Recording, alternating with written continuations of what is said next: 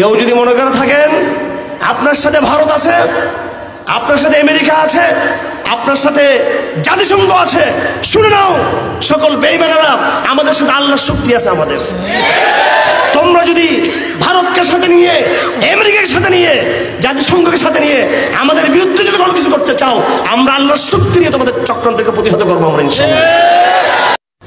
আলহামদুলিল্লাহ الحمد لله نحمده ونستعينه ونستغفره ونؤمن به ونتوكل عليه ونعوذ بالله من شرور أنفسنا ومن سيئات أعمالنا من يهده الله فلا مضل له ومن يضلله فلا هادي له ونشهد أن لا إله إلا الله وحده لا شريك له ونشهد أن محمدًا عبده ورسوله أما بعد فأعوذ بالله من الشيطان الرجيم بسم الله الرحمن الرحيم يا أيها الذين آمنوا اتقوا الله حق تقاته ولا تموتن إلا وأنتم مسلمون يا أيها الذين آمنوا اتقوا الله وقولوا قولا سديدا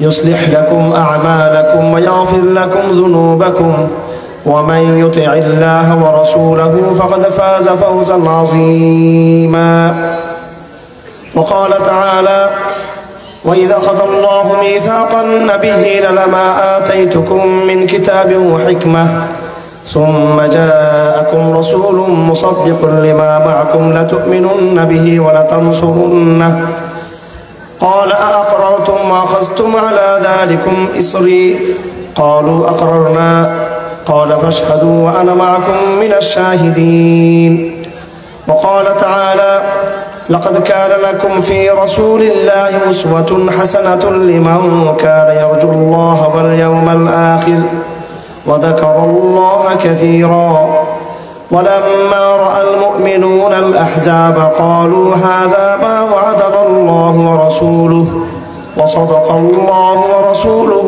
وما زادهم إلا إيمانا وتسليما وقال تعالى لقد صدق الله رسوله الرؤيا بالحق لتدخلن المسجد الحرام إن شاء الله آمنين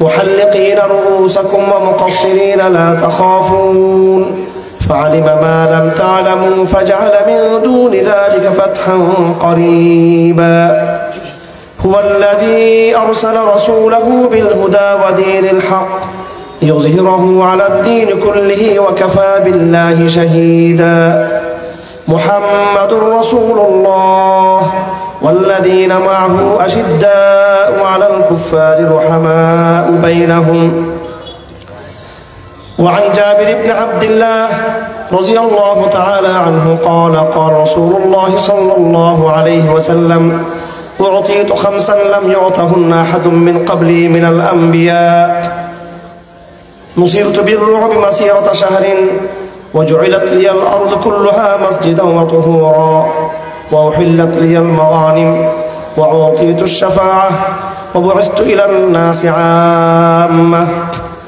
وفي رواية وختم بي النبيون وعن معاوية بن أبي سفيان رضي الله تعالى عنه قال سمعت النبي صلى الله عليه وسلم يقول من يرد الله به خيرا يفقهه في الدين وإنما أنا قاسم والله يعطي ولن تزال هذه الأمة قائمة على أمر الله لا يضرهم من خذلهم حتى يأتي أمر الله وعن سهل بن سعد الساعدي وأبي سعيد الخدري رضي الله تعالى عنهما قال رسول الله صلى الله عليه وسلم أنا فرطكم على الحوض فمن ورده فقد شرب منه ومن شرب منه فلم يظمأ أبدا ولا يردن علي أقوام يعرفونني وأعرفهم إذا يحال بيني وبينهم فأقول أمتي أمتي فيقال لي إنك لا تدري ما أحدثوا بعدك فأقول سحقا سحقا لمن غير بعدي اللهم صل على محمد وعلى آل محمد كما صليت على إبراهيم وعلى آل إبراهيم إنك حميد مجيد اللهم بارك على محمد وعلى آل محمد كما باركت على إبراهيم وعلى آل إبراهيم إنك حميد مجيد সর্বপ্রথম আল্লাহ পাক সুবহানাহু ওয়া তাআলার হামদ প্রশংসা। এই হামদ এবং প্রশংসা দিয়ে কিন্তু আমরা প্রত্যেকটা সালাত আমরা কায়েম করে থাকি। প্রত্যেক নামাজে প্রত্যেক রাকাতে আমরা শুরু করি আলহামদুলিল্লাহি রাব্বিল আলামিন বলে। আল্লাহ পাকের শুকরিয়া আমরা এদের জন্য আদায় করি যে আল্লাহ পাক আমাদেরকে দুনিয়াতে সৃষ্টি জগতের মধ্যে এমন একটা জাতি হিসেবে বানিয়ে পাঠিয়েছেন যেই মানব জাতি সমস্ত মখলুকাতের মধ্যে আল্লাহর ইবাদত সর্বোত্তম রূপে করতে পারে। গাছ শুধু এক ধাঁচে ইবাদত করে যায়, পাখি আল্লাহর সবসময় ইবাদত করে এক ধাঁচে, নদী নালা তরুলতা কীট পতঙ্গ জীব জন্তু সবাই আল্লাহর ইবাদতে মশগুল। কোরআন শরীফ আছে ওয়ালাকিল্লা তাফকাহুন তাসবিহাহুম, সবাই ইবাদত করে কিন্তু তোমরা তাদের ইবাদত বুঝতে পারো না। তারা সবাই এক ধাঁচে এক নিয়মে এক সিস্টেমে গদবাঁধা সিস্টেমে ইবাদত করে যাচ্ছে। কিন্তু মানুষের বৈশিষ্ট্য হলো সে নানান রূপান্তরে নানান পদ্ধতিতে, সলাতের মধ্যে একরকম ইবাদত, সিয়াম দ্বারা আরেক রকম ইবাদত, হজ দ্বারা আরেক রকম ইবাদত, যাকাত দিয়ে আরেক রকম ইবাদত, বিয়ে শাদী আরেক রকম ইবাদত, ব্যবসা বাণিজ্য আরেক রকম ইবাদত, জিহাদ একরকম ইবাদত, দাওয়াত একরকম ইবাদত, আমরুল মারুফ একরকম ইবাদত, খতমে নবুয়ত এটা আরেক রকম ইবাদত। এইভাবে ব্যক্তিগতভাবে মানুষ ইবাদত করে, ঘরে নামাজ পড়ে, আবার মসজিদে জমাতবদ্ধভাবে ইবাদত করে, সামাজিকভাবে ইবাদত করে। ইসলামের রাজনীতি আছে, রাষ্ট্র পরিচালনা আছে, এটাও কিন্তু ইবাদত। অর্থনীতি আছে, এটাও ইবাদত। ইবাদতের বহু রকম পদ্ধতি, এটা একমাত্র মানুষ করে থাকে। সেজন্য মানুষ হচ্ছে সর্বোত্তম সৃষ্টি। ওয়ালাকাদ কাররামনা বনি আদম, আল্লাহ পাক বলেন আমি মানুষকে সবচেয়ে সম্মানিত করেছি। ওয়া হামালনাহুম ফিল বাররি ওয়াল বাহর, এবং তাদেরকে জলে স্থলে আমি তাদেরকে বিচরণ করার যোগ্যতা দিয়েছি। এজন্য মানব জাতির উচিত ছিল সবচেয়ে বেশি আল্লাহর প্রশংসা করা। আর উল্টা হয়ে গেল, সে মানব জাতি আল্লাহর সাথে সবচেয়ে বেশি বিয়াদবি করলো। আল্লাহ পাক বলেন ইন্না আরাদনাল আমানাতা আলাল আরদি ওয়া আলাস সামাওয়াতি ওয়াল আরদি ওয়াল জিবাল ফাআবাইনা ইয়াহমিলনাহা ওয়া আশফাকনা মিনহা। আমি কোরআনের এই আমানত, এই খতমে নবুয়তের যে আমানত, কোরআনের যে ওয়াদা, কমিটমেন্ট, প্রমিস, এটা আমি মানুষকে দিয়েছিলাম। মানুষকে দেওয়ার আগে আমি পাহাড়কে বলেছিলাম তুমি আমানতটা বহন করো, আসমানকে বলেছি এই আমানত তুমি বহন করো, জমিনকে বলেছি এই আমানত তুমি গ্রহণ করো। কিন্তু তারা কেউ গ্রহণ করে নাই, তারা ভয় পেয়ে গেছে। আল্লাহর এত বড় আমানত আমরা রক্ষা করতে পারবো না। ও হামালাহাল ইনসান, সেই আমানত মানুষ বহন করলো। আল্লাহ পাক বলেন ইন্নাহু কানা যালুমান জাহুলা, মানুষ আল্লাহর এই ওয়াদা এবং নিয়ামতের সাথে তারা বেঈমানি করলো, বিশ্বাসঘাতকতা করলো। আল্লাহ পাক দুটো গালি দিয়েছেন মানুষকে, জালেম এবং জাহেল। কোন সৃষ্টি জগতের মধ্যে দুটো শ্রেণী নেই। একদল কিছু গাছ কাফের, কিছু গাছ মুসলমান নেই, সব গাছ মুসলমান, সব সমুদ্র মুসলমান, সব জন্তু ইমানদার, সব জন্তু। কিন্তু মানুষের মধ্যে বেশিরভাগ হচ্ছে বেঈমান, ইমান আনা নেই। কথা ঠিক কিনা? তো আমরা অল্প কিছু লোক এখানে বসেছি ইমানের দাওয়াত নিয়ে, সেজন্য আমরা আল্লাহ প্রশংসা করি। এবং বিশেষ করে আল্লাহ ভালোবাসেন যে কেউ। মানুষের মধ্যে একটা প্রবণতা আছে, মানুষের মধ্যে একটা মানুষের অভ্যাস আছে মানুষের, সেটা হলো কেউ যদি আপনার মায়ের প্রশংসা করে আপনার ভালো লাগবে, আপনার বউয়ের প্রশংসা করলে যে আপনার ভাবির ব্যবহার খুব ভালো, বোনের ব্যবহার খুব ভালো, হ্যাঁ ওনার রান্না বান্না ভালো, এটা আপনার খুশি হবে, লাগবে, অন্তর বাগ বাগ হয়ে যাবে। আল্লাহ পাক খুব বেশি খুশি হন ওনার প্রেমিকের প্রশংসা করলে। ওনার প্রেমিক আমাদের নবী সাল্লাল্লাহু আলাইহি ওয়াসাল্লাম, ওনার প্রশংসা যত বেশি করব, ওনার প্রতি জান যত ফেদা করব, আল্লাহ তত বেশি খুশি হবেন। আর আল্লাহ সবচেয়ে বেশি অপছন্দ করেন যে কাজ, আল্লাহকে আপনি 10টা গালি দিতে পারবেন, আল্লাহ মাফ করে দিবে। 50 বার গালি দিতে পারবেন, মাফ করে দিবে। নাস্তিকরা কত গালি দিচ্ছে। আল্লাহকে গালি দেওয়ার শাস্তি যতটুকু, তার চেয়ে বেশি শাস্তি হচ্ছে নবীকে গালি দেওয়ার ব্যাপারে। আল্লাহ পাক নবীকে গালি দেওয়ার শাস্তি বরদাস্ত করেন না আল্লাহ পাক। এটা সম্পূর্ণ একটা স্পর্শকাতর বিষয়। হ্যাঁ আমার ভাইয়েরা, আজকে যে আয়োজন এখানে হচ্ছে খতমে নবুয়তের, এটা আপনাদের বুঝার বিষয়। আমি কথা লম্বা করব না, কথা শেষ করব।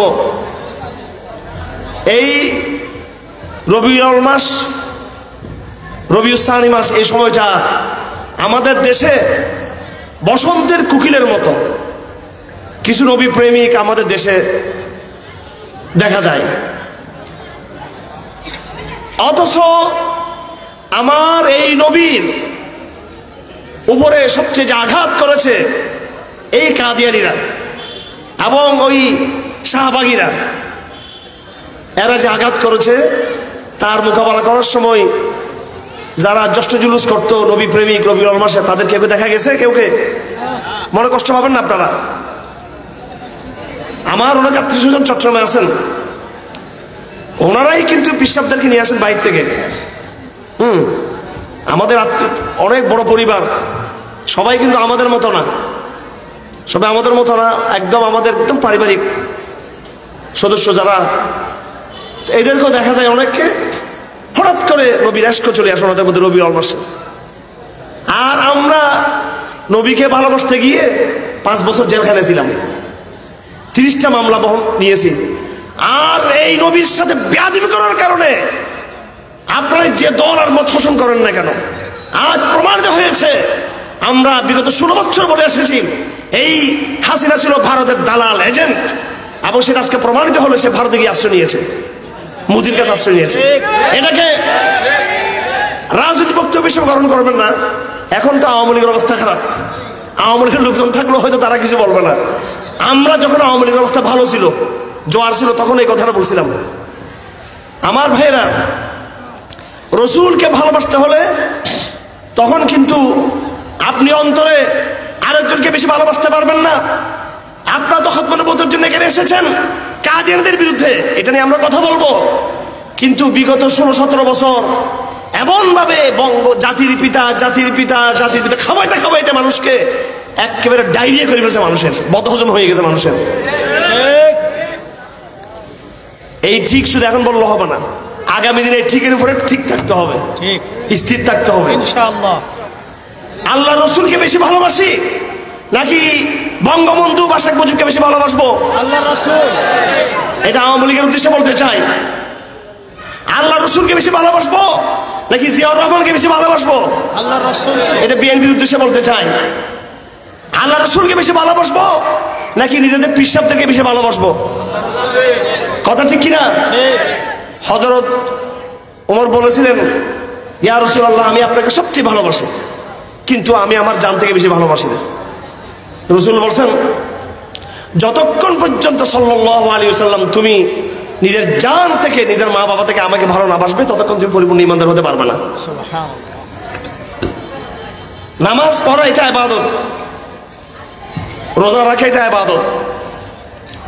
মনে মনে কোনো ইবাদত না, ইবাদতটা করতে হবে। যে আমি মনে মনে নামাজ পড়তেছি, হবে নামাজ? মনে মনে রোজা রাখতেছি, হবে?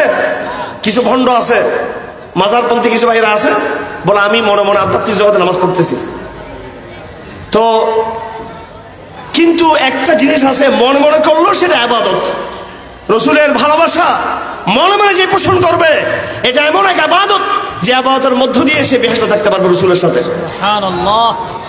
এটা চারটিখানে কথা না। একজন বেদুইন আসছে, বেদুইন মানে গ্রাম্য লোক আর কি।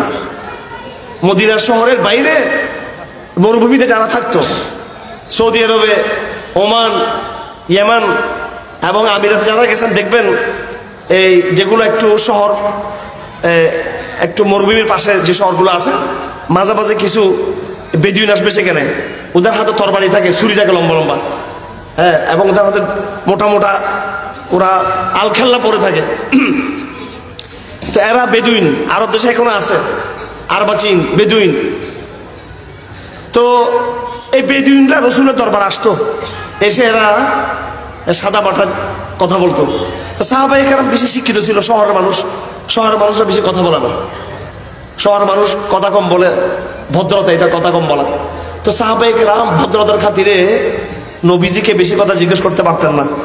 তো সাহাবায়ে কেরাম এরা কি চাইতো, যে গ্রামের লোকরা এসে উল্টাপাল্টা কথা বলুক রসুলের সামনে, যা তা জিজ্ঞেস করবে, সাদা মাঠা সহজ সরল সোজা সাপটা মানুষ, কিছু বুঝবে না, দাম দাম জিজ্ঞেস করবে। আর রসুল এদেরকে কিছু মনে করো না, এরা মসজিদে এসে পেশাব করে দেয় মাঝে মাঝে, এরা অনেক উল্টাপাল্টা কাজ করে। কিন্তু আল্লাহ রসুল বলছে এরা গ্রামের মানুষ, শহরের নিয়ম কারণ বুঝে না, তোমরা এদেরকে কষ্ট দিও না। তো এইরকম আরবিরা আসে প্রশ্ন করতো বিভিন্ন সময়। এক আরবি এসে প্রশ্ন করতেছে, এই কিয়ামত কবে, মাতা সাআতু, কিয়ামত কবে? তো রাসূলুল্লাহ বললেন, মা আদাত তালাহা, কিয়ামতের জন্য তুমি কি প্রস্তুতি গ্রহণ করেছো, কি প্রস্তুতি গ্রহণ করেছো? এটা উলামায়ে কেরাম বলতে পারবেন। প্রশ্নকারী সরাসরি উত্তর না দিয়ে তার উত্তরটা কে সংশোধন করে দিয়ে প্রশ্ন করার নাম হচ্ছে আল জওয়াব বিউসলুবিন হাকিম। যাই হোক, এখন রাসূলুল্লাহ বললেন, তুমি যে এই প্রশ্ন করতেছো কিয়ামত কবে, তুমি কিয়ামতের জন্য কি প্রস্তুতি নিয়েছো? কিয়ামতের আযাব থেকে বাঁচার কোনো প্রিপারেশন আছে তোমার? তোমার এত এই কিউরিওসিটি কেন, এত আগ্রহ কেন কিয়ামত নিয়ে? তোমার মধ্যে কোনো ভয় লাগে না কিয়ামতের? ওই একটা কথা আছে, আধা ব্যাপারী জাহাজের খবর নেওয়া আছে, কিন্তু কথা একটা এরকম, তুমি ছোট মানুষ বড় বিষয়ে খবর নিচ্ছ কেন? তুমি বরং কিয়ামতের জন্য প্রস্তুতি নাও। তো সে বলতেছে, ইয়া রাসূলুল্লাহ, আমি তো কিয়ামতের জন্য কোনো প্রস্তুতি গ্রহণ করিনি, এত বেশি নামাজ, এত রোজা আমি তো কিছুই করি নাই, কিন্তু আমি আপনাকে ভালোবাসি, সুবহানাল্লাহ, আমি আপনাকে ভালোবাসি। একবারে সাদা মাটা সোজা সাপটা এই কথাটা বললো। তখন রাসূলুল্লাহ সাল্লাল্লাহু আলাইহি ওয়াসাল্লাম উত্তর দিলেন,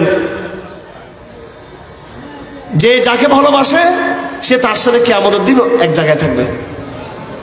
তুমি আমাকে ভালোবাসো, তুমি কিছুই করো নাই, বড় আকারে কিছু কোনো আমল করো নাই, তুমি শুধু মনে মনে আমাকে ভালোবেসেছো। রাসূলুল্লাহ সুসংবাদ দিলেন, আল মারউ মা মান আহাব্বা, যে যাকে ভালোবাসবে সে তার সাথে থাকবে, তুমি আমার সাথে থাকবে জান্নাতে।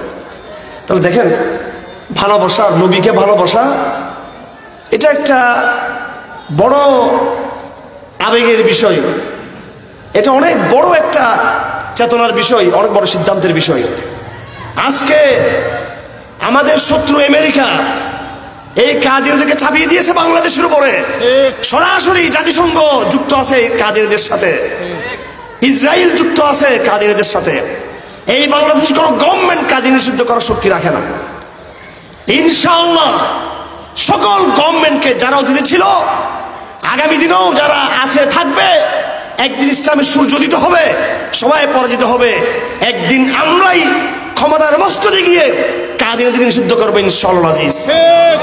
অমুকের কাছে তমুকের কাছে আবেদন করে লাভ নেই, একবার বিএনপির কাছে, একবার আওয়ামী লীগের কাছে, আরেকবার ডক্টর ইউনূসের সরকারের কাছে, আরেকবার তাদের কাছে, কোনো লাভ হবে না।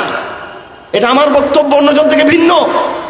যারা কাদিরের দূষর, এরা কেমনে কাদিরকে নিষিদ্ধ করবে? কারণ কাদিরদের আশ্রয়দাতা হচ্ছে, কাদিরদের অভিভাবক হচ্ছে ভারত, ইসরায়েল, আমেরিকা, জাতিসংঘ।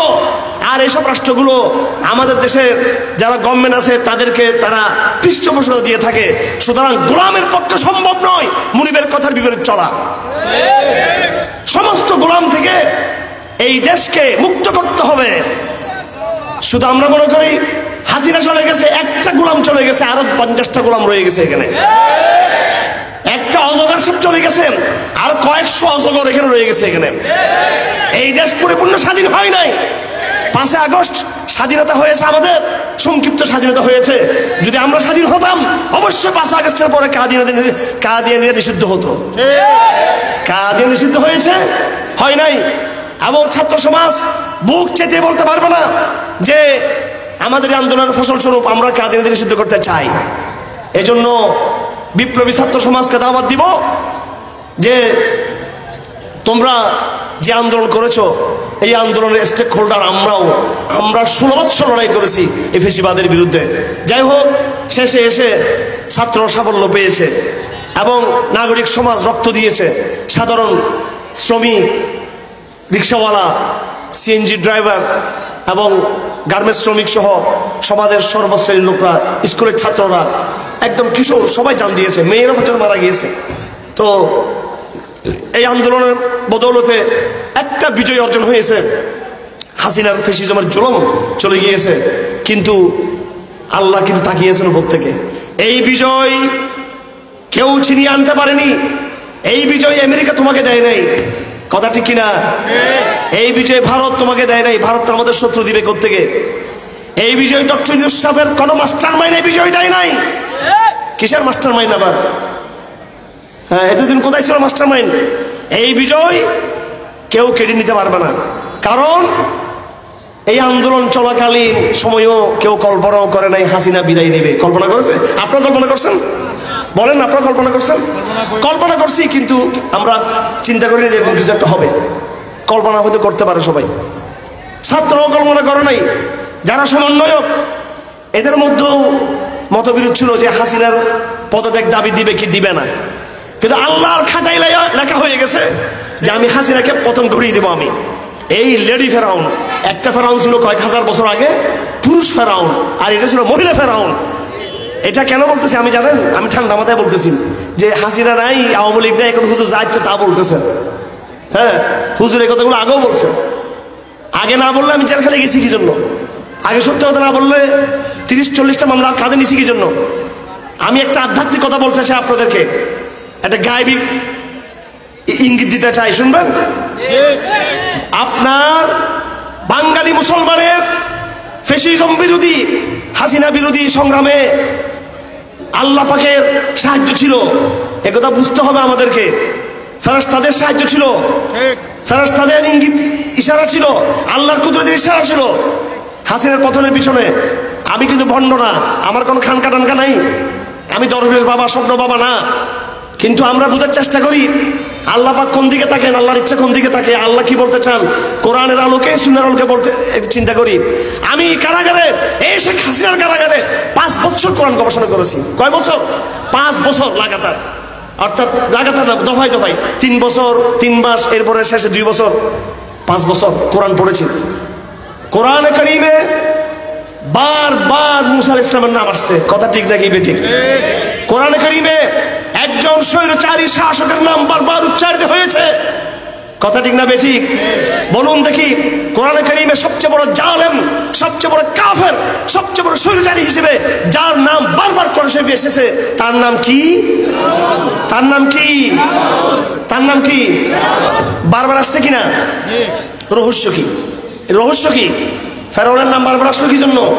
রহস্য হচ্ছে এই, কিয়ামত পর্যন্ত, কিয়ামত পর্যন্ত দফায় দফায় ফেরাউনের জন্ম হবে, রাজনৈতিক ফেরাউনদের জন্ম হবে।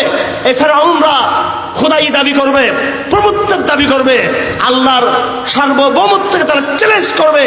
এবং এটা আল্লাহ পাকের অমোঘ নিয়ম যে অনেক শাসক গোষ্ঠী বিভিন্ন সময়ে তাদের উত্থান করবে, অহংকার করবে, তারা গদিতে বসে আল্লাহকে ভুলে যাবে, আল্লাহ পাক তাদের প্রত্যেককে আবার বিদ্যুৎ করবে। এই জন্য আল্লাহ পাক ফেরাউনের কথা নিয়ে আসছে। এটা এমন না পাস্ট, এটা একটা ঘটনা হয়ে গেছে, 3000-4000 বছর আগে ঘটনা শেষ না। এই ঘটনা কোরআনে কারীমে বারবার উচ্চারণ হয়েছে। আর কোরআন হচ্ছে জীবন্ত আল্লাহর বাণী, জীবন্ত কোরআনের বাণী, কোরআনের মর্ম বয়ান। কোরআন কিন্তু মরা কিছু না, পাথর না। কোরআনের প্রত্যেকটা শব্দের মধ্যে জীবন রয়েছে, মেসেজ রয়েছে। কোরআন 1500 বছর আগে, শুধু 1500 বছর আগে না, কোরআন 1500 বছর আগেও কিন্তু কোরআন ছিল লোহে মাহফুজে, কথা ঠিক কিনা? কোরআন কিয়ামত পর্যন্ত থাকবে, কিয়ামতের দিনও কিন্তু কোরআনকে দেখা যাবে।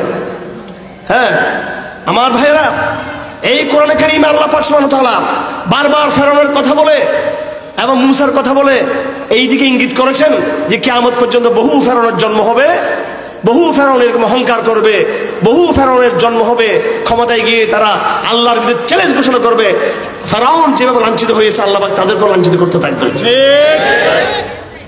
সুতরাং বিগত দিনে ফেরাউনের প্রেতাত্মা ভর করেছিল শেখ হাসিনার উপরে। খুব খেয়াল করবেন, এই মুহররম মাসের 10 তারিখ, মুহররম মাসে আল্লাহ পাক ফেরাউনকে ডুবিয়ে মেরেছিল। কোন মাসে? মুহররম মাসে। ছেলেরা লেখে জুলাই জুলাই জুলাই জুলাই, আগস্ট, আর জুলাই বানাতে বানাতে জুলাই 31, 32, 33, 34, হ্যাঁ 35, 36 পর্যন্ত গেছে জুলাই। মানে জুলাইকে লম্বা করতে আগস্ট থেকে জুলাই বানিয়ে ফেলছে। আমি তোমাদের জুলাই থেকে মুহররম বানিয়ে দিতে চাই। দেখবেন শেখ হাসিনার পতন হয়েছে মুহররম মাসে 28 তারিখ নাকি 27 তারিখ, একদম খেয়াল করবেন। মুহররম মাসে, যেই মুহররম মাসে ফেরাউনের পতন হয়েছে, মিশরের ফেরাউনের পরাশক্তির, সে মুহররম মাসে বাঙালি মুসলমানের উপরে যে ফেরাউন চেপে বসেছিল, একই মুহররম মাসে কিন্তু তার পতন হয়েছে। এবং এই দিনটা ছিল সোমবার। কি বার? সোমবার। সোমবার, বৃহস্পতিবার, শুক্রবার এগুলো বিশেষ বিশেষ আমলের দিন। সোমবার রোজা রাখা সুন্নত। কি রাখা সুন্নত? রোজা রাখা সুন্নত। আপনারা রোজা রাখছেন কিনা জানি না, আমাদের অনেকেই আছেন যারা সেদিন রোজা রেখেছিল। হ্যাঁ, রোজা রাখা সোমবার, রোজা রাখা সুন্নত। সোমবার, বৃহস্পতিবার আল্লাহ রসুলের দরবারে কবরে মুসলমানরা কি করে না করে সব রিপোর্ট ওখানে যায়। আমার ভাইরা, যদি এই বিজয় আল্লাহ আমাদেরকে দিয়ে থাকেন, সিদ্ধান্ত নেন এবং বোঝার চেষ্টা করেন এই বিজয়টাকে আল্লাহ দিয়েছেন নাকি শয়তানা দিয়েছে বিজয়টা। আল্লাহ যদি এই বিজয় দিয়ে থাকে, সুতরাং এই বিজয়ের পরে যদি আল্লাহর সাথে বেয়াদবি করা হয়, আল্লাহ এই বিজয়কে আবার নস্যাৎ করে দিবেন, এই বিজয়কে ছিনিয়ে নেবেন আল্লাহ পাক। ঠিক। অতএব এই সরকারে যারা আছে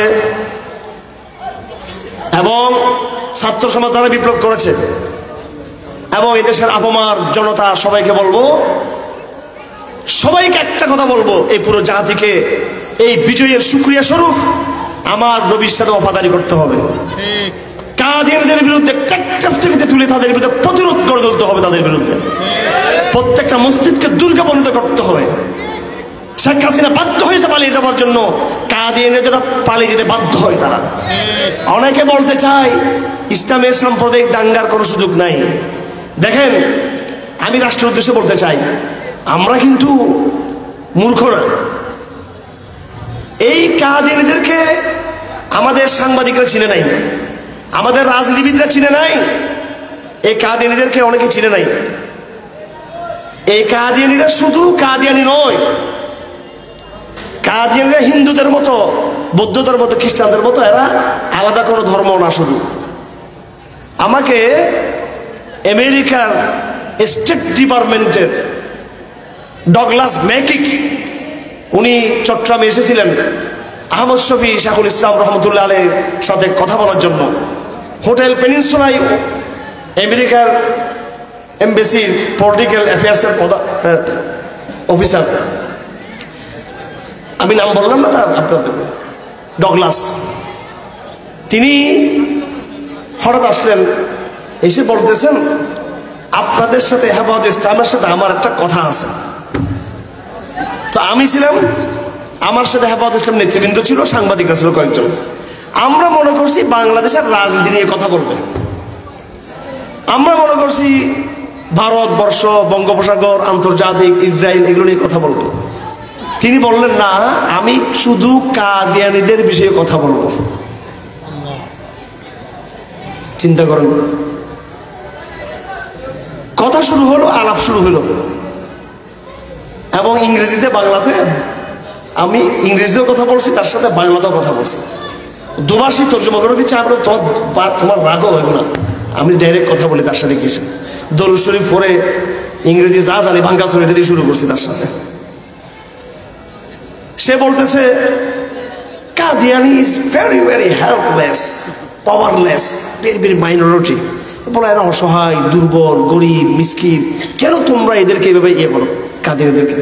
আমাকে সে বলতেছে ইউ আর ফোর্সেবল, তোমাদের ফোর্সেবল, তোমরা মানে তোমরা হাজার হাজার মানুষ, তোমাদের লাখ লাখ মানুষ, তোমরা প্রেসার তৈরি করো, তোমরা এই সহিংসতা করো, তোমরা এরকম বলতে চাচ্ছে সে। তা আমি বললাম যে যেই কাদিয়ানীদের প্রতিনিধি হই আপনি, পরাশক্তির প্রতিনিধি আপনি, আপনি বর্তমান বিশ্বের সুপার পাওয়ারের একজন দায়িত্বশীল। আপনি কাদিয়ানীদের পক্ষে এখানে আমাদের কথা বলে আসছেন, সেই কাদিয়ানীদের কেমনে দুর্বল হলো, কেমনে এরা হেল্পলেস হলো, কেমনে? আমি বললাম আমাদের হেফাজত, আমার আমেরিকার ভিসা নাই, হ্যাঁ, এবং আপনি আমাকে আমেরিকাতে গেলে ভিসাও দিবেন না, আমি জানি ভালো করে। আমাদের যারা সত্যবাদী তৌহিদি কথাবার্তা বলে আপনাদেরকে ভিসা দিবেন না। আপনাকে আমি জিজ্ঞেস করতে চাই মিস্টার ডগলাস, আপনি স্বীকার করতে পারবেন যে কাদিয়ানীরা অহরহ ভিসা পাচ্ছে আপনাদের ওখান থেকে এবং নিয়মিত যোগাযোগ আছে আপনাদের সাথে, আপনারা কানেক্টেড কাদিয়ানীদের সাথে? সুতরাং এটা বলে তাকে পরাজিত করে দিয়েছে, আলহামদুলিল্লাহ। ঘেমে গেছে একেবারে, কিন্তু রুমাল সব পাশা সব পিছনে ঘেমে একদম অবাক হয়ে গেছে সে। এরপরে বলতেছে ঠিক আছে, তাহলে তোমরা তাদের সাথে হিন্দুদের মতো, বৌদ্ধদের মতো, খ্রিস্টানদের মতো আচরণ করো। এরাও তো এখানে গির্জা আছে, তোমরা কি খ্রিস্টানদেরকে নিষিদ্ধ করতেছো? তোমরা কি হিন্দুদেরকে নিষিদ্ধ করতেছো? হিন্দুদেরকে নিষিদ্ধ না করলে কাদিয়ানীরা থাকবে। আমি বলে তো অফকোর্স, এখন তো কথা হয়ে গেছে, তাহলে সিদ্ধান্ত হয়ে গেছে। আপনিও কাদিয়ানীদেরকে বলেন হিন্দুদের মতো, বৌদ্ধদের মতো, খ্রিস্টানদের মতো এরা যেন নিজেদের পরিচয় দেয় কাফির হিসেবে দেয় পরিচয়। কাফির হিসেবে পরিচয় দিলে আমরা বলবো ওইটা হিন্দুদের মন্দির, ওইটা খ্রিস্টানদের গির্জা, ওইটা হচ্ছে বৌদ্ধদের কি বলে এটা না, বৌদ্ধদের আস্তানা, বৌদ্ধদের যে বৌদ্ধদের গির্জা, বৌদ্ধদের মন্দির। ঠিক আমরা এখন বলবো এটা কাদিয়ানীদের মন্দির, এরা নিজেদের পরিচয় মুসলিম জামাত হিসেবে দিবে না, এরা পরিচয় দিবে কি হিসেবে? কাফির হিসেবে, অমুসলিম হিসেবে পরিচয় দিবে। এখানে হিন্দুরা আছে নিজেকে অমুসলিম মনে করে আছে, কথা ঠিক কিনা? হিন্দুরা কেউ কি মুসলমান দাবি করে? খ্রিস্টানরা কেউ মুসলমান দাবি করে? বৌদ্ধরা কেউ মুসলমান দাবি করে? তা আমি আমেরিকান স্টেট ডিপার্টমেন্টের অফিসার ডগলাসকে বলেছি যে we are against, not against Qadiani, তাদের যে এখানে তাদের এক্সিস্টেন্স, তাদের যে অস্তিত্ব, এটার বিরুদ্ধে নামলা, তারা থাকুক এখানে, but war against of they are using our identity. তারা আমাদের যে আইডেন্টিটি তারা ব্যবহার করতেছে, মুসলিম বলতেছে। আমাদের আপত্তিরা এই জায়গার মধ্যে, আমাদের our objection only on this point, শুধু এটার মধ্যে আমাদের আপত্তিটা। তারা বলতে চায়, তারা কালেমা লা ইলাহা ইল্লাল্লাহ মুহাম্মাদুর রাসূলুল্লাহ লেখে, আমাদের কালেমা তারা ব্যবহার করতেছে। তাদের গির্জা, তাদের মন্দিরকে তারা নাম দিয়েছে মসজিদ। এই যে এই জায়গায় আমাদের আপত্তি, সেখানেও সে পারল না, হেরে গেল।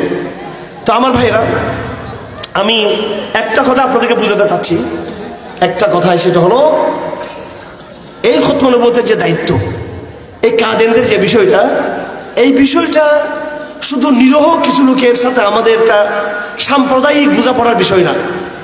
এই লড়াইটা মূলত এর পিছনে সারা বিশ্ব শক্তি আছে। হামাসের সাথে ইসরায়েলের লড়াই হচ্ছে, ইসরায়েলের পিছনে কারা? আমেরিকা আছে না নাই? ঠিক তদ্রুপ আমাদের সাথে লড়াই হচ্ছে কাদিয়ানীদের। কাদিয়ানীদের পিছনে কে? আমেরিকা এবং জাতিসংঘ। এটা আপনাকে বুঝতে হবে ভালো করে। আমাদের দেশের কিছু বুদ্ধিজীবী বলতে চায় হুজুররা মৌলবাদী, জঙ্গি, এরা সাম্প্রদায়িক, এরা শুধু খালি গরম গরম বক্তৃতা করে কাদিয়ানীদের বিরুদ্ধে। না, সাম্প্রদায়িক আমেরিকা তারা আমাদের উপর চাপিয়ে দিয়েছে শক্তি। আমার ভাইয়েরা, চক্রান্ত অনেক গভীর হচ্ছে। কিতাবে লেখা আছে মানুষ বিয়াদবি করতে করতে করতে করতে যখন নাকি আল্লাহর অবাধ্য হতে হতে যখন দেখবে যে রসুলের সাথে বিয়াদবি করতেছে, তখন মনে করবো যে ইসলামের বিজয় সন্নিকট। আর যদি মুসলমান ওই সময় যে দায়িত্ব আদায় না করে, তা আল্লাহর গজব সন্নিকট। আমার ভাইয়েরা, আমি জানি না নামাজ ছেড়ে দেওয়ার কারণে কোন সময় আপনাদের উপর গজব আসে, আমাদের উপর আসে। আমি জানি না যাকাত ছেড়ে দেওয়ার কারণে কোন সময় আপনাদের উপর গজব আসে না আসে। হাদিস শরীফে আছে যাকাত ছেড়ে দিলে কি গজব আসবে, ব্যভিচার করলে কি গজব আসবে, সব হাদিসে বর্ণনা করা আছে। কিন্তু একটা বিষয় সুনিশ্চিত, সেটা হলো যখন রাসূলের সাথে বেয়াদবি করা হবে, তখন আল্লাহর গজবকে কেউ ঠেকাতে পারবে না। যে কোনো সময়, যে কোনো মুহূর্তে আল্লাহ পাক সেই জাতিকে ধ্বংস করে দেবেন। এই পর্যায়ে আমি আপনাদেরকে কিছু আশিক রাসূলের কথা বলতে চাই। এই কাদিয়ানীরা তো চিহ্নিত শত্রু আমাদের। আর একটা শত্রুর জন্ম হয়েছিল 2013 সালে। এই শত্রুকে আমরা দেখেছি শাহবাগে। এরা আগে থেকে কাজ করতেছে।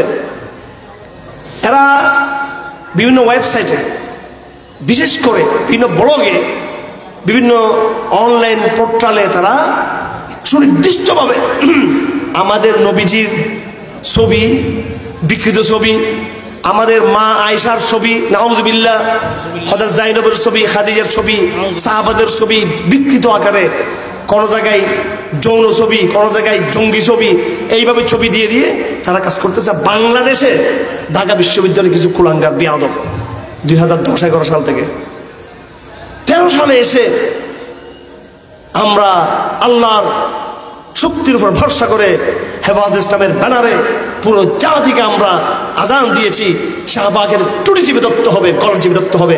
আহমদ শফির নেতৃত্বে আমরা শাপলা চত্বরে তখন অভিযান চালালাম এবং সেদিন পুরো বাঙালি জাতি বুঝতে পেরেছে, সেদিন প্রশাসন এবং রাজনৈতিক দলগুলো এবং বিদেশি মিডিয়া, বিদেশি রাষ্ট্রগুলো বুঝতে পেরেছে বাংলাদেশ মুসলমানের দেশ, বাংলাদেশ তৌহিদের দেশ, বাংলাদেশ নবী প্রেমের দেশ।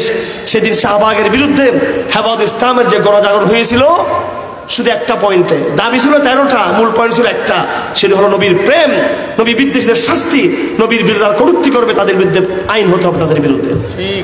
আজকের এই সমাবেশ থেকে আমরা বর্তমান সরকারকে দাবি জানাচ্ছি, দেশে অনেক আইন হচ্ছে, কালাকানুন হচ্ছে, এই তথ্য প্রযুক্তি আইন হচ্ছে এবং প্রধানমন্ত্রী শেখ মুজিবকে কটূক্তি করার আইন হয়েছে, সন্ত্রাস দমন আইন হয়েছে, অনেক বিশেষ বিশেষ আইন হয়েছে।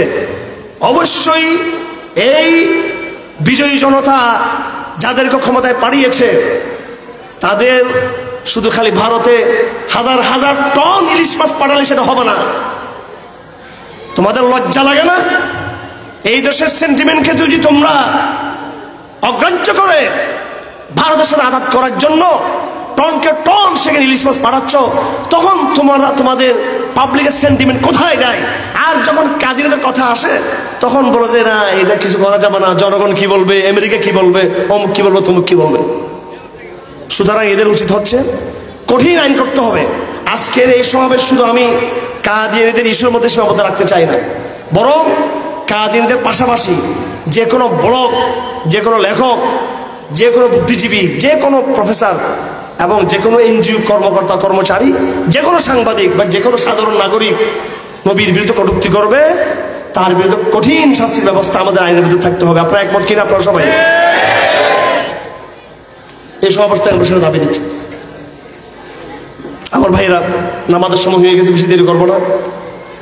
আমি একটা হাদিস পড়েছি, রাসূলুল্লাহ সাল্লাল্লাহু আলাইহি ওয়াসাল্লাম বলেন, আমাকে এমন 5টা জিনিস দেওয়া হয়েছে যে এই 5টা জিনিস আর কেউ দেওয়া হয় নাই। অন্য হাদিস আছে 6টা জিনিস। 6 নম্বরটা হলো ওয়া খুতিমা বিয়ান নাবিয়্যুন ফালা নাবিয়্যা বাদি, আমার মাধ্যমে সব নবীদেরকে কি করা হয়েছে? সব সমাপ্তি ঘোষণা করা হয়েছে, আর নবী আসবে না। খাতাম বলা হয় শিল, নবীদের ধারাবাহিকতা শিল পড়ে গেছে, আর কোন নবী আসবে না এখানে, শেষ। একটা চিঠি লেখার পরে, সালাম দেওয়ার পরে তারপর শিল দিয়ে কাজটা শেষ করা হয়, এখন কিন্তু কোনো নবী আসবে না। অথবা খাতেম মানে হলো সমাপনী, সেটাও হতে পারে। আমাদের নবীর আগমনের মাধ্যমে ইসলাম আবার আল্লাহ তৌহিদের বাণী দুনিয়াতে চূড়ান্ত বিজয় লাভ করেছে। আমাদের নবীজি আসার আগে আল্লাহ পাক অনেক নবীকে পাঠিয়েছেন, সর্বশেষ একজনকে রেখে দিয়েছেন আল্লাহ পাক। সমস্ত নবী, বেশিরভাগ নবীদের আগমন হয়েছে বনী ইসরাইল থেকে। কোত্থেকে? বনী ইসরাইল থেকে। হযরত আলাইহিস সালাম বনী ইসরাইল থেকে ছিলেন, মুসা আলাইহিস সালাম বনী ইসরাইল থেকে, সুলাইমান আলাইহিস সালাম বনী ইসরাইল থেকে, দাউদ আলাইহিস সালাম বনী ইসরাইল থেকে, ইউসা বিন নূন বনী ইসরাইল থেকে, হারুন আলাইহিস সালাম বনী ইসরাইল থেকে। হাজার হাজার নবী আগমন করছে বনী ইসরাইল থেকে। আমাদের আগে সবচেয়ে বড় ইসলাম ধর্মের ধারক বাহক ছিল বনী ইসরাইল। তো তাদের আশা ছিল শেষ নবীটাও মনে তাদের বিরুদ্ধ থেকে আসবে, এটা ওদের আশা ছিল। হয়তো শেষ নবী আসবে ফিলিস্তিন থেকে, শাম থেকে, কিন্তু সব নবী ওই ঘর থেকে আসলো, আর এই ঘর থেকে আসলো প্রধান অতিথি। সব অতিথি তাদের ওখান থেকে আসলো, আর আমার এখান থেকে আসলো প্রধান অতিথি। হযরত ইব্রাহিম আলাইহিস সালামের 2 স্ত্রী ছিলেন, হাজারা, সারা। সারার বংশধরের সব নবী আসছে, আর হাজারার বংশ কোনো নবী আসে নাই। শেষ নবী আমাদের নবী কেন আরবদের থেকে আসলো? ইহুদিদের মাথা খারাপ। এই সেদিন থেকে তারা চক্রান্ত শুরু করছে আমাদের নবীদের বিরুদ্ধে। কথা বুঝে আসছে? ইহুদিরা কখনো কোরআনকে মিথ্যা বলার মাধ্যমে, ইহুদিরা যুদ্ধের মধ্যে মুশরিকদেরকে সাহায্য করার মাধ্যমে। ওই যে কোরআন নাজিল হওয়া থেকে ইহুদিদের চক্রান্ত শুরু হয়েছে, আজকের তারিখ পর্যন্ত ইহুদিদের চক্রান্ত চলতেছে আমাদের বিরুদ্ধে। ওদের রাগ একটাই, নবী আসবে ফিলিস্তিনে, মোহাম্মদ রসুল আসবে ফিলিস্তিনে, সিরিয়াতে, এটা আরব দেশে কেন আসলো? এই জন্য তারা চক্রান্ত করে যাচ্ছে। এই লড়াই আমাদের সবাইকে লড়তে হবে। এই চক্রান্ত করে করে তারা ফিলিস্তিনে আমাদের হাত থেকে নিয়ে ফেলছে। শুধু ফিলিস্তিন তারা নেয় নাই, তারা বলতেছে আগামী দিন একজন দজ্জাল আসবে। কে আসবে? দজ্জাল হাদিসে আছে। আমাদের নবীজি সাল্লাল্লাহু আলাইহি ওয়াসাল্লাম বলতেছেন যে আমার পরে অনেক দাজ্জালুনা কাজ্জাবুনা, বহু দজ্জাল আসবে, বহু মিথ্যাবাদী আসবে, অনেক মিথ্যা নবুয়তের দাবিদার আসবে, এবং চূড়ান্ত পর্যায়ে একজন দজ্জাল ব্যক্তি আসবে যে নিজেকে খোদা দাবি করবে, সমস্ত মানুষ তার পক্ষে হয়ে যাবে। আমাদের নবীজি যেমন বলছেন যে শেষ জমানায় একজন দজ্জাল আসবে, ইহুদিরাও তাদের কিতাবে লেখা আছে শেষ জমানায় তাদের জন্য একজন ত্রাণকর্তা আসবে। আমরা যাকে দাজ্জাল বলি, ইহুদিরা তাকে দাজ্জাল বলে না। দাজ্জাল মানে খারাপ শব্দ, ওরা বলে মালিকুস সালাম, কিং অফ পিস, শান্তির রাজা আসবে। শান্তির রাজা নাকি অশান্তির রাজা? ওরা বলতেছে শান্তির রাজা, নিরাপত্তার রাজা আসবে। এই দজ্জালের আগমনের জন্যই তারা ইসরায়েল রাষ্ট্র কায়েম করছে। এই দজ্জাল কিন্তু ইসরায়েলের ভিতর থেকে বের হয়ে আসবে। তাদের স্বপ্ন হচ্ছে সেই বাইতুল মুকাদ্দাস শুধু দখল করা নয়, মক্কা মদিনা দুটোই তারা দখল করে ফেলবে তারা। এবং আপনাদেরকে একটা কথা বলি ভালো করে বোঝার জন্য, প্রত্যেকটা সেমিনারে কথা আমি বলি, বোঝানোর চেষ্টা করি। সেটা হলো এই বাংলাদেশ, পাকিস্তান, ভারত, মায়ানমার, এই এলাকার মধ্যে আমাদের সবচেয়ে বড় শত্রু হচ্ছে, সবচেয়ে বড় দজ্জাল শক্তি হচ্ছে এই মুশরিকরা, হিন্দুস্তান। এই হিন্দুস্তান হচ্ছে এই এলাকার ইসরায়েল, এটাকে বলা হয় সাউথ এশিয়ার ইসরায়েল। ওই আসল যেটা ইসরায়েল সেটাকে বলা হয় মধ্যপ্রাচ্যের ইসরায়েল। ইসরায়েল কয়টা ভাই? কয়টা? একটা আরবদের ইসরায়েল, আরব দেশের উপরে ইসরায়েল বসে আছে, আর একটা বাঙালি মুসলমানের বিরুদ্ধে ইসরায়েল, দক্ষিণ এশিয়ার ইসরায়েল। নাম কি? নাম কি? ভারত। ভারত ইসরায়েল যৌথভাবে তারা এখন প্ল্যানিং করতেছে যে আমরা তো হাসিনাকে দিয়ে আমাদের খেলা ফেল হয়ে গেছে, নতুন কি খেলা খেলতে হবে। কথা বুঝে আসছে? শেষ কথাটা বুঝে নেবেন। আগামী দিনে যারাই গভর্নমেন্টে আসবে, যারাই আসবে, যারা এখন আছে অত সামনে আসবেন, প্রত্যেকের কাছ থেকে ওয়াদা নেওয়া হচ্ছে তোমরা যে যাই করবো করো না কেন, কিন্তু কাদের থেকে কোনো সিদ্ধ করতে পারবে না। সুতরাং চক্রান্ত কি সহজ নাকি কঠিন? কঠিন। হাসিনা চলে যাওয়া থেকে আমরা বেশি খুশি হয়ে যেতে পারবো? হ্যাঁ, খুশি অবশ্যই হব, কিন্তু সামনে যে দিনগুলো আসবে এগুলো যে আমাদের জন্য খুব সুদিন হবে তা কিন্তু নয়। আপনাদের আমাদের সবাইকে সাবধান থাকতে হবে। এই গোলাম আহমদ কাদিয়ানীকে তারা তৈরি করেছিল তাদের এজেন্ডা বাস্তবায়ন করার জন্য, এখনো তারা তাদের সেই এজেন্ডা বাস্তবায়ন করার জন্য সেই চক্রান্তে তারা বরাবর তারা লিপ্ত আছেন। আমি আপনাকে বললাম না যে আমাদের সাথে আমেরিকান এমবেসি আলাপ করেছে, কোনো ইস্যু না, কাদিয়ানীর ইস্যু নিয়ে। এই জন্য বিষয়টা অনেক জটিল, অনেক কঠিন। কিন্তু আমি মনে করি আপনারা যদি হিম্মত করে, সাহস করে, যদি সচেতন হন, সত্যিকার যদি রসুলের আশিক বা প্রেমিক হয়ে থাকেন, সত্যিকার যদি রসুলকে ভালোবাসে থাকেন, তাহলে আপনাদেরকে কাদিয়ানীদের বিরুদ্ধে আপনাদেরকে দাঁড়াতে হবে। আপনাদের ইনশাআল্লাহ ওলামা একরামকে সচেতন হতে হবে। শুধু কাদিয়ানী নয়, রসুল সাল্লাল্লাহু আলাইহি সাল্লামকে কটূক্তির বিরুদ্ধে কঠিন শাস্তির বিষয়ে তাদেরকে চাপ তৈরি করতে হবে। আমরা কি করব? আমরা আপনারা চাইলে কাদিয়ানী সিদ্ধ করতে পারবো না, কিন্তু আমরা একটা চাপ তৈরি করে রাখবো। কারণ এদেরকে তারা যদি চাপ তৈরি না করেন, আমি দিনাজপুর গিয়েছি, পঞ্চগড়, দিনাজপুর, ব্যাপকভাবে কাদিয়ানীদের কাজ চলতেছে সেখানে। তাদের আপনাদের সিলেটও আছে, বিভিন্ন জায়গায় আছে। এরা গোপনে গোপনে গোপনে গোপনে, ওরা জানে বাঙালি কাদিয়ানী হবে না, ওরা জানে টাকা পয়সা লোভ লালসা দিয়ে ওরা আসলে এমন কিছু লোক তৈরি করতে চায় যারা আগামী দিনে আপনার বিরুদ্ধে লড়াই করবে, যুদ্ধ করবে বাংলাদেশে। আগামী দিনে ইসরায়েল অস্ত্র পাঠাবে বাংলাদেশে। কে কে? ইসরায়েল অস্ত্র পাঠাবে, ভারত অস্ত্র পাঠাবে। আর এই কাদিয়ানীরা যারা আজকে কাদিয়ানী হয়ে যাচ্ছে, এরাই অস্ত্র নিয়ে আপনাকে জবর করবে। তারা আপনাকে ইনশাআল্লাহ এই চক্রান্ত তারা ব্যর্থ হবে ইনশাআল্লাহ। আফসোসের বিষয় হলো আমাদের যারা ক্ষমতায় বসে এরা জনগণের সামনে এরা মালিক, কিন্তু আমেরিকার সামনে তারা গোলাম। হ্যাঁ, মানে চেয়ারের উপর একটা চেয়ার আছে, আমার ওটা দেখা যায় না। চেয়ার দেখা যায় প্রধানমন্ত্রীর, চেয়ার দেখা যায় উপদেষ্টার, চেয়ার দেখা যায় মন্ত্রীদের, কিন্তু চেয়ারের উপরে আরেকটা চেয়ার আছে, ওইটা আবার দেখা যায় না। এখন জনগণ মনে করছে চেয়ার এটা মনে হয় আমাদের দেশে যেটা ক্ষমতাসীনদের চেয়ার, না, ওরা জনগণকে ভালোবাসে না ভাই, ওরা কিন্তু উপরের চেয়ারকে যারা ভালোবাসে। আমরা বলতে চাই রাজনৈতিক নেতাদের চেয়ার আছে, তার উপরে আমেরিকার চেয়ার আছে, তার উপরে আল্লাহর চেয়ার আছে। এমন চেয়ারকে আমরা বিশ্বাস করি যে চেয়ার আর কোনো চেয়ার নাই। সুতরাং ওই শক্তি আমাদের আছে। কেউ যদি মনে করে থাকেন আপনার সাথে ভারত আছে, আপনার সাথে আমেরিকা আছে, আপনার সাথে জাতিসংঘ আছে, শুনে নাও সকল বেঈমানেরা, আমাদের সাথে আল্লাহর শক্তি আছে। আমাদের তোমরা যদি ভারতকে সাথে নিয়ে, আমেরিকাকে সাথে নিয়ে, জাতিসংঘকে সাথে নিয়ে আমাদের বিরুদ্ধে যদি কোনো কিছু করতে চাও, আমরা আল্লাহর শক্তি নিয়ে তোমাদের চক্রান্তকে প্রতিহত করবো আমরা ইনশাআল্লাহ। এটা বিশ্বাস রাখতে হবে আপনাদেরকে, সে ঈমান আপনাদের থাকতে হবে, সে রাজনীতি আপনাদেরকে বুঝতে হবে, আপনাদেরকে সে রাজনীতি। এই লড়াই শুধু কাদিয়ানদের সাথে নয়, এই লড়াই কিন্তু অনেক বড় শক্তির সাথে। আমরা নিরহ, আমাদের সাথে কোনো রাষ্ট্র নেই, আমাদের সাথে কোনো শক্তি নাই, কোনো মিলিটারি ফোর্স আমাদের সাথে নেই, মিডিয়া আমাদের সাথে নাই, হ্যাঁ, আমাদের সাথে বুদ্ধিজীবীরা নাই। একা একা লড়তে হবে বাঙালি মুসলমানদেরকে। তৈরি আছেন তো সবাই? আপনাদের সাথে আল্লাহর শক্তি আছে, আল্লাহর শক্তি আছে। এজন্য সচেতন হতে হবে, ঘরে ঘরে দিনের দাওয়া দিতে হবে। এই লড়াইয়ের জন্য শুধু লেকচার দিলে হবে না, এখানে এই লড়াইয়ের জন্য আপনাকে মসজিদ আবাদ করতে হবে।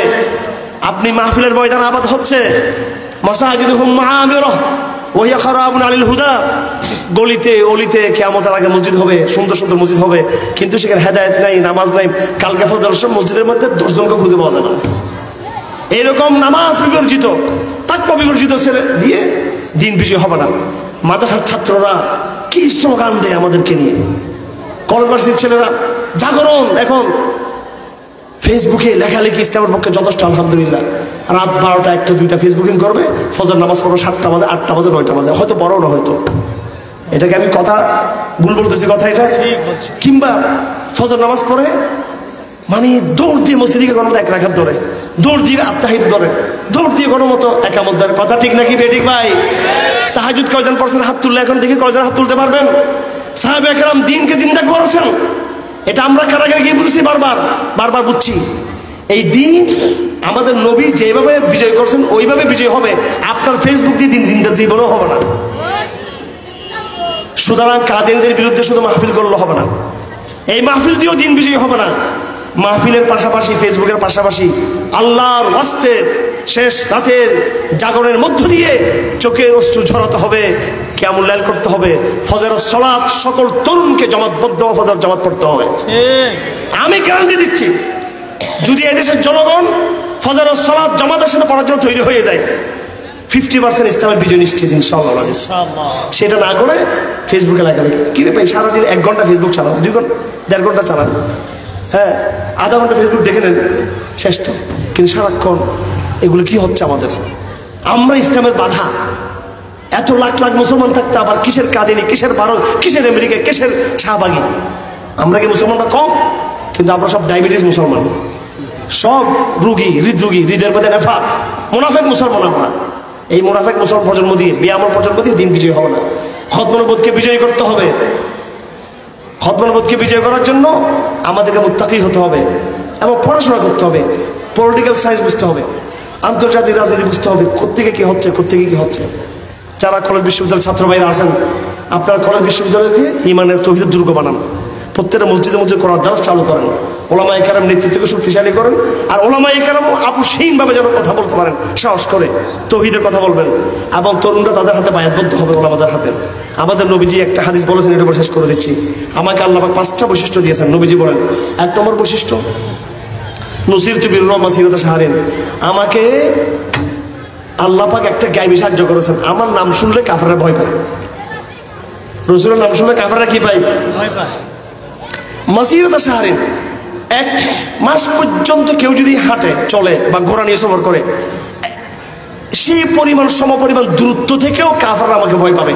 তার মানে আমাদের নবীজিকে কাফেররা যেভাবে ভয় পেত, আমার নবীজির উম্মতকেও কাফেররা এইভাবে ভয় পাবে।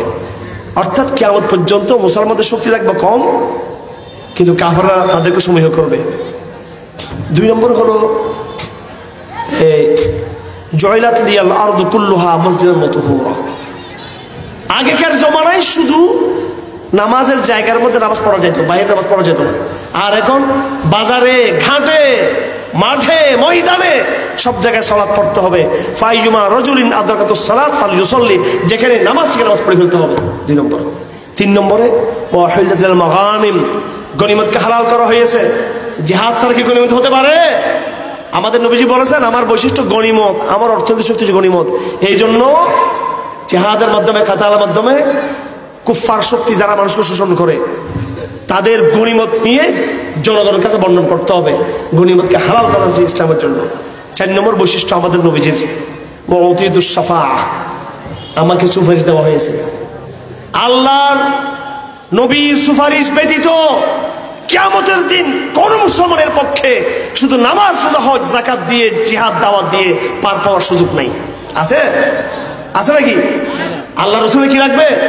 সুপারিশ লাগবে। লাগবে কিনা? সুপারিশ আমরা পেতে চাই। যদি পেতে চাই অবশ্যই আমাদেরকে নবীর প্রেমে আসক্ত হতে হবে, দরুদ পড়তে হবে, নবীর সুন্নত কায়েম করতে হবে, মসজিদের সালাত কায়েম করতে হবে এবং নবী প্রেমের জন্য আইন করতে বাধ্য করতে হবে। হ্যাঁ, আফসোসের বিষয় পুরো বাংলাদেশের সকল দেওয়াল ভরে গেছে। কথা ঠিক না বেঠিক? বিপ্লববাদী বয়ান, হাসিনা বিরোধী বয়ান, ফ্যাসিজম বিরোধী বয়ান, মুহাম্মদ রাসূলের পক্ষে দেওয়ালে কয়টা লেখা আছে? কোথায় আমাদের নবী প্রেম? এই বাঙালি জাতি, এই বাঙালি নাগরিক সমাজ, এই বাঙালি ছাত্র সমাজ, এই বাঙালি উপদেষ্টা, বাঙালি সামরিক বাহিনী বা অন্যান্য বাহিনীরা বা আলেম ওলামা যারাই বলি, আমরা কি আমাদের দিন নবীর সুপারিশ পাবো? আমরা নবীর আশকে দেখাতে পারতেছি? আফসোসের বিষয় আমাদের জন্য। এটা ছিল 4 নম্বর বৈশিষ্ট্য। 5 নম্বর বৈশিষ্ট্য হলো আমাদের নবীজি বলেন আমি কোন সাম্প্রদায়িক জাতি গোষ্ঠীর কাছে আসিনি। বুইসতু ইলান নাসি আম্মাহ, আগেকার নবীদেরকে পাঠানো হয়েছে বিশেষ বিশেষ এলাকায়, বিশেষ বিশেষ গোত্রের কাছে, আর আমাকে পাঠানো হয়েছে সারা বিশ্ব মানবতার জন্য। সুতরাং ইসলাম মানবতার ধর্ম। এখানে কোনো না ইরানি রেহে বাকি, না তুরানি, না আফগানি, এখানে কোনো জাতিবাদ নেই। সারা বিশ্বের সমস্ত জাতির জন্য মুক্তির সমান হচ্ছে ইসলাম। সবাইকে ইসলাম পথে আসতে হবে। নবুয়তের মিশন এটা আন্তর্জাতিক মিশন। এটা আমাদের কোনো দেশ নেই, আমাদের কোনো অঞ্চল নেই, আমাদের কোনো ভৌগোলিক সীমারেখা নেই। সারা বিশ্বের যেখানে মানবতা সেখানে ইসলাম, যেখানে মানবতা সেখানে খতমে নবুয়ত, যেখানে মানবতা সেখানে কোরআন, যেখানে মানবতা সেখানে মুহাম্মদ রাসূলুল্লাহর বাণী সেখানে। ঠিক।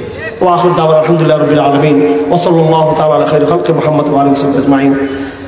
সুবহানাকা ওয়া বিহামদিকা আশহাদু আল্লা ইলাহা ইল্লা আনতা আস্তাগফিরুকা ওয়া আতুবু ইলাইক। আসসালামু আলাইকুম ওয়া রাহমাতুল্লাহি ওয়া বারাকাতুহু। দোয়া হুজুর করুন। জি দরুদ শরীফ। আল্লাহুম্মা সাল্লি আলা মুহাম্মদ ওয়া আলা আলি মুহাম্মদ কামা সাল্লাইতা আলা ইব্রাহিম ওয়া আলা আলি ইব্রাহিম ইন্নাকা হামিদুম মাজিদ। اللهم بارك على محمد وعلى ال محمد كما باركت على ابراهيم وعلى ال ابراهيم انك حميد مجيد. ربنا ظلمنا انفسنا وان لم تغفر لنا وترحمنا لنكونن من الخاسرين. ربنا اغفر لنا ذنوبنا واسرافنا في امرنا وثبت اقدامنا وانصرنا على القوم الكافرين. ربنا لا تزغ قلوبنا بعد إذ هديتنا وهب لنا من لدنك رحمة إنك أنت الوهاب. ربنا آتنا من لدنك رحمة وهيئ لنا من أمرنا رشدا. رب ارحمهما كما ربياني صغيرا. رب اجعل هذا البلد آمنا واجنبني وبني أن نعبد الأصنام. ربنا لا تجعلنا فتنة للقوم الظالمين ونجنا برحمتك من القوم الكافرين. ربنا عليك توكلنا وإليك أنبنا وإليك المصير. ربنا لا تجعلنا فتنة للذين كفروا واغفر لنا ربنا إنك أنت العزيز الحكيم. اللهم إنا نسألك عزائم مغفرتك وموجبات رحمتك. اللهم نسألك بكل اسم سميت بنفسك أو أنزلته في كتابك أو علمت أحدا من خلقك أو استأثرت في علم الغيب عندك أن تجعل القرآن ربيع قلوبنا ونور صدورنا وجلاء همنا وحزننا يا رب العالمين. اللهم انصرنا ولا تنصر علينا وأعنا ولا تعن علينا. اللهم اجعلنا لك ذكارين لك شكارين لك رهابين إليك مؤبدين أوابين منيبين يا رب العالمين. اللهم انصرنا ولا تنصر علينا وامكر لنا ولا تمكر علينا واعنا ولا تعن علينا. اللهم انا نعوذ بك من جهد البلاء ودرك الشقاء وسوء القضاء وشماتة الاعداء. اللهم اقسم لنا من خشيتك ما تحول بها بيننا وبين معاصيك ومن طاعتك ما تبلغنا بها جنتك ومن اليقين ما تهون به علينا مصائب الدنيا. اللهم متعنا باسماعنا وابصارنا وقواتنا ما احييتنا واجعله الوارث منا واجعل ثأرنا على من ظلمنا. اللهم لا تجعل الدنيا اكبر همنا ولا مبلغ علمنا ولا غاية رغبتنا ولا تسلط علينا من لا يرحمنا يا ارحم الراحمين. أي الله فلسطين المجاهدين তুমি সাহায্য করো রব্বুল আলামিন। আরকান মুসলিম মুসলমানদের সাহায্য করো রব্বুল আলামিন। আয় আল্লাহ 5 আগস্ট শেখ হাসিনার পতনের মধ্য দিয়ে আমাদের বাঙালি মুসলমানদের যে বিজয় সাধিত হয়েছে, এই দেশে শরিয়া কায়েম করে আয় আল্লাহ, তুমি সেই বিজয়কে পরিপূর্ণতা দান করো রব্বুল আলামিন। আয় আল্লাহ, আমাদের প্রধান উপদেষ্টা ডক্টর ইউনূস সাহেবকে আপনি পরিপূর্ণ হেদায়েত দান করেন রব্বুল আলামিন। আয় আল্লাহ, আরো যারা উপদেষ্টা রয়েছেন তাদেরকে পরিপূর্ণ দ্বীনের পদ্ধতিতে আপনি হেদায়েত দান করেন রব্বুল আলামিন। আয় আল্লাহ, যারা আপনার হেদায়েতকে গ্রহণ করতে চায় না আল্লাহ, আল্লাহ তাদের বিকল্প আপনি, যারা আপনার হেদায়েত প্রাপ্ত আল্লাহ, তাদেরকে আল্লাহ আপনি যেভাবে নবী ইউসুফকে আল্লাহ মিশরের মসনদে ক্ষমতাসীন করেছিলেন আল্লাহ, ঠিক তদ্রুপ আল্লাহ আল্লাহ এই মুসলিম উম্মার ক্ষমতার মসনদে আপনি ঈমানদার তৌহিদ প্রিয় আল্লাহ যারা রয়েছে আল্লাহ, তাদেরকে আপনি ক্ষমতার মসনদে নিয়ে আসবেন রব্বুল আলামিন। আল্লাহ, আমরা ফাসিক, আমরা ফাজির, আমরা পাপে লিপ্ত, গুনাহে লিপ্ত, নামাজ পড়তেছি না, যাকাত দিচ্ছি না, হজ করতেছি না, জিহাদ করতেছি না, দাওয়াতের কাজ করতেছি না, আমাদের সবগুলো কাজ করার তৌফিক দান করুন রব্বুল আলামিন। আল্লাহু ওয়াফিকনা লিমা في القول الخير والهدي والعمل الصالح انك انت ارحم الراحمين وصلى الله تعالى على خير خلقه محمد وعلى اله وصحبه اجمعين واخر دعوانا الحمد لله رب العالمين. আসলে মাহফিল শেষ হলে যে দোয়াটা পড়া সুন্নাত সেটা হলো সুবহানাকাল্লাহুম্মা বিহামদিক আশহাদু আল্লা ইলাহা ইল্লা আনতা। এখন শেষ হচ্ছে নামাজের জন্য সবাই পড়ি আমরা সুবহানাকাল্লাহুম্মা বিহামদিক আশহাদু আল্লা ইলাহা ইল্লা আনতা আস্তাগফিরুকা।